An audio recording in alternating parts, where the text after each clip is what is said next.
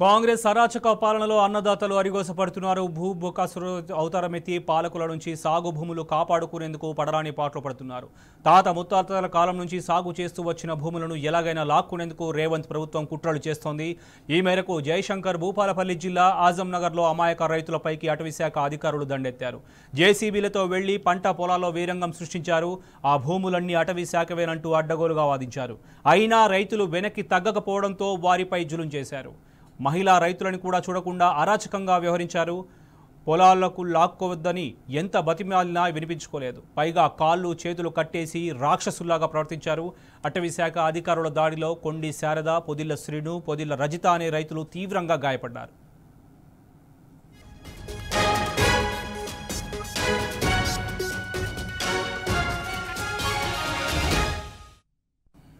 భూపాలపల్లి జిల్లాలో మహిళా రైతులపై అటవీశాఖ అధికారుల దాడికి సంబంధించి మరిన్ని వివరాలు మా ప్రతినిధి రవికాంత్ అడిగి తెలుసుకుందాం. రవికాంత్, చెప్పండి, రైతులపై ఫారెస్ట్ అధికారుల దాడికి సంబంధించి మీ దగ్గర ఉన్న వివరాలు ఏంటి?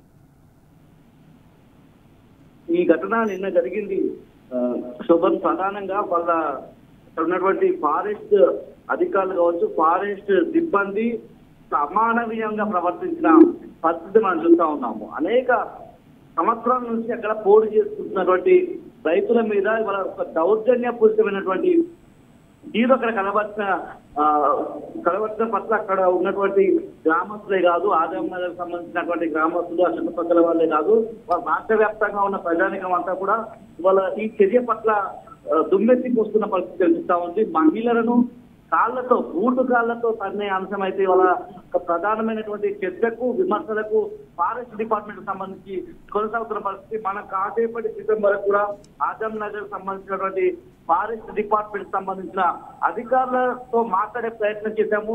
ఎంతకి ఫోన్ లిఫ్ట్ చేయని పరిస్థితి కూడా మనం చూస్తారు. ఎందుకంటే వాళ్ళ వర్షన్ కూడా ఏముందని తెలుసుకునే ప్రయత్నంలో భాగంగా పోటీ చేస్తే కనీసం లిఫ్ట్ చేయలేని పరిస్థితులు ఇవాళ ఫారెస్ట్ అధికారులు ఉన్నారు. అంతా కూడా అక్కడ ఉన్నటువంటి గ్రామస్తులు చెప్పే అంశం కూడా తాము ఎన్నో సంవత్సరాల నుంచి అక్కడ పోటీ చేసుకుంటా ఉన్నాము.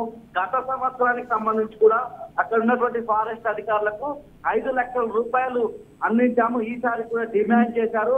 ఆ డిమాండ్ చేసిన క్రమంలో మేము ఇవ్వలేనమని చెప్పినందుకే ఈ విధమైన దాడికి దిగబడ్డారనేటువంటి అంశాన్ని కూడా అక్కడ ఉన్నటువంటి గ్రామస్తులు చెప్తా ఉన్న పరిస్థితి. ముఖ్యంగా 150 మంది ఫారెస్ట్ సిబ్బంది అక్కడికి రావాల్సినంత అవసరం ఏముందన్నటువంటి ప్రశ్న ఒకటి తలెత్తుంది.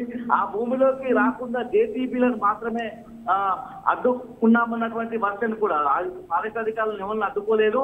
ఆ ట్రిమ్స్ కొట్టే ప్రయత్నంలో భాగంగా ఫారెస్ట్ అధికారులను అయితే అడ్డుకోలేదు.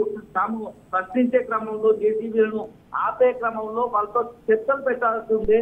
ఈ పోడు భూమికి సంబంధించి అటవీ శాఖ అధికారులకు సంబంధించిన నిబంధనలు వాళ్ళకు అర్థమయ్యేలా చెప్పాల్సి ఉంటుంది. రైతులకు సంబంధించి కొంత పోటీ చేసిన రైతులకు సంబంధించి వాళ్ళకు కొన్ని అవగాహన ఉండకపోవచ్చనే విషయం కూడా ఫారెస్ట్ అధికారులకు తెలుసు. అయినప్పటికీ కాళ్లతో పట్టడం అనేది ఇది చాలా అమానవీయమైన సంఘటనగా భావించాల్సి ఉంటుంది. శోభన్, వాళ్ళంతా చెప్తున్న మాట తాము గత సంవత్సరం కూడా డబ్బులు ఇచ్చాము, ఈ సంవత్సరం డబ్బులు అడిగినందుకే ఈ విధంగా దాడికి తెగబడ్డారన్నటువంటి అంశం అయితే వ్యక్తం చేస్తున్నారు. ఈ దాడిలో కొండి శారద, పొదిళ్ల శ్రీను, పొదిళ్ల రజిత అనే వీళ్ళకి సంబంధించి తాళ్లతో కట్టేయడం కూడా మనం స్పష్టంగా చూసాము.